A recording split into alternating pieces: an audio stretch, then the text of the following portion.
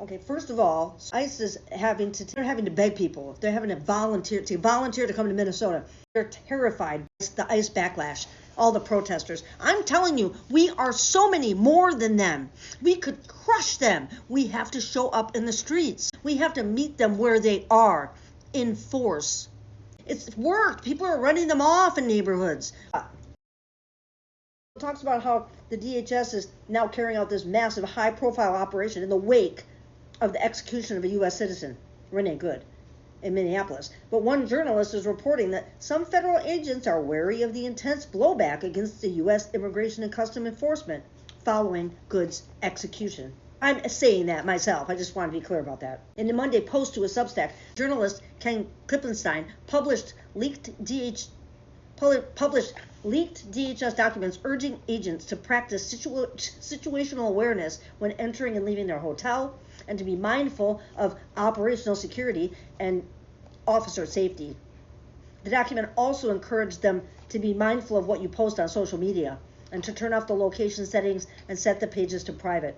He also reported that there's been opposition within the ranks of ICE that prompted DHS to issue a call for volunteers in Minneapolis. One document called for 200 more Border Patrol agents and 100 processing coordinators for the week of January 11. One unnamed ICE agent anonymously confided to Klippenstein that their colleagues are uneasy about deploying in the Twin Cities area.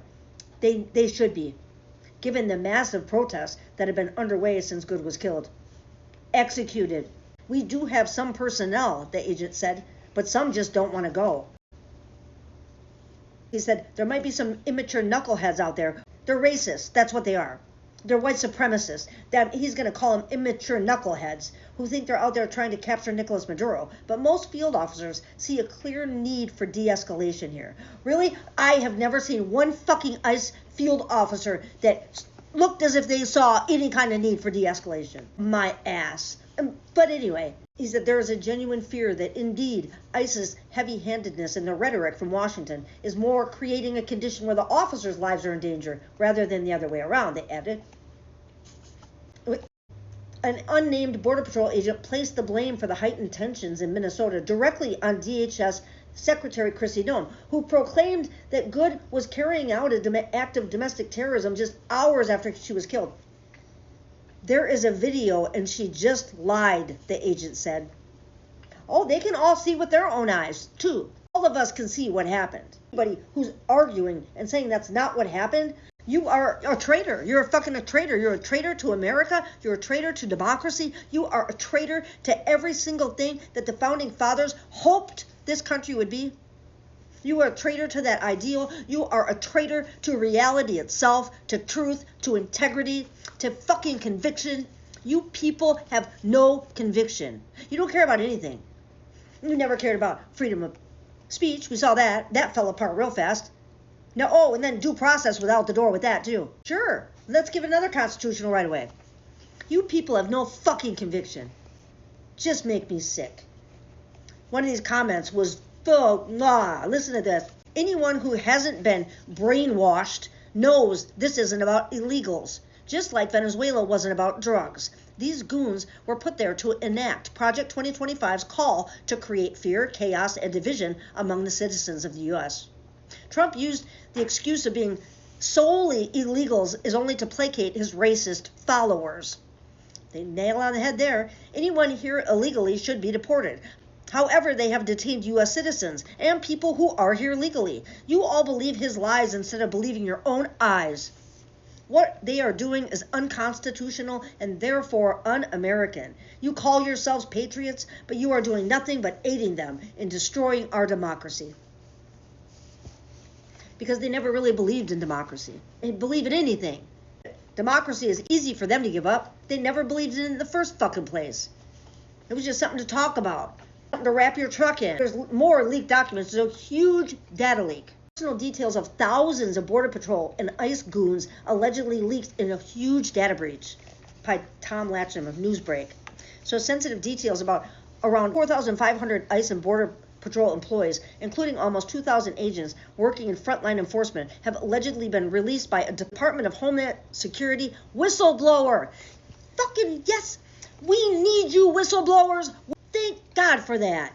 Thank you. God, Goddess, the January 7th execution of the mother by ICE agent Jonathan Ross in Minneapolis has sparked nationwide protests and worldwide outrage, including among some DHS employees.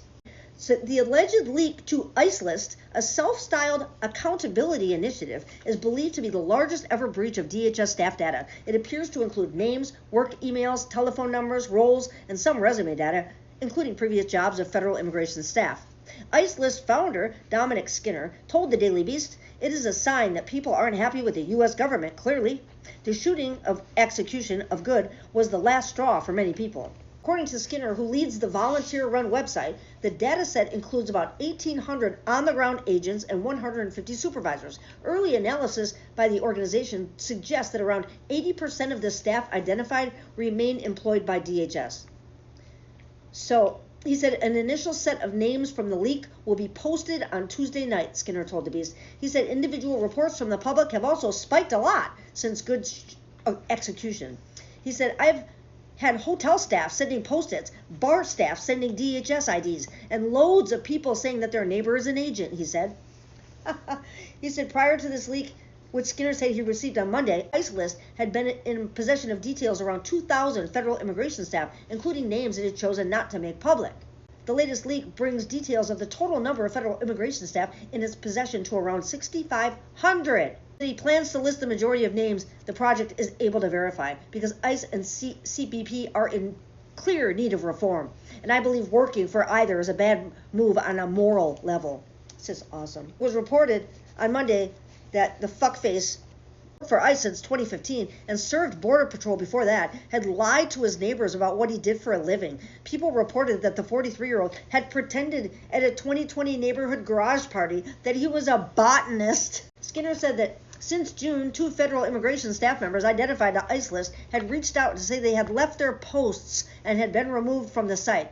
"We would do the same for anybody who has quit and has not been identified at a raid," he added. Well, that was nice. They said they quit and he took them off the list. Anyway, I thought that you'd like both of those things. Yeah, thanks for watching my videos, guys.